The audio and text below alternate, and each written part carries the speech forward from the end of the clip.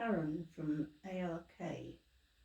first suggested that we might like to get prepaid funeral plans, our first thought was that that might be a good idea because it would save money. So we decided to take out one each, one for me, one for my husband. When we looked at the form that you had to fill in, you had to say what sort of funeral you wanted. So, did you want to be cremated? Did you want to be buried? What sort of music would you like? How many people do you think would be at your funeral?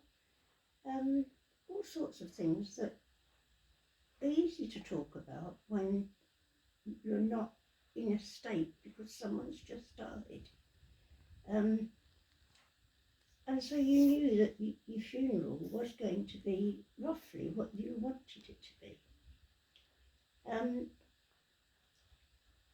When my husband did die, I found it was so useful to know that all of his wishes were going to be carried out.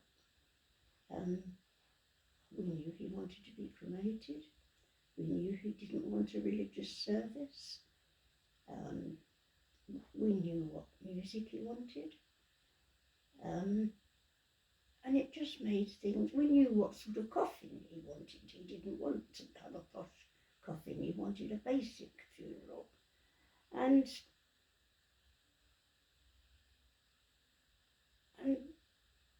it just made things so much easier.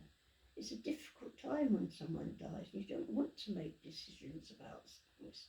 It's much easier if the decisions have already been made. We were very lucky. The funeral went very well despite COVID.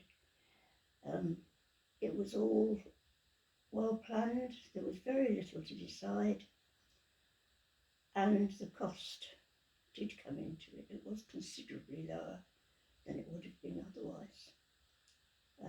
Overall, we were very pleased, and I'm glad that I've got my funeral planned too.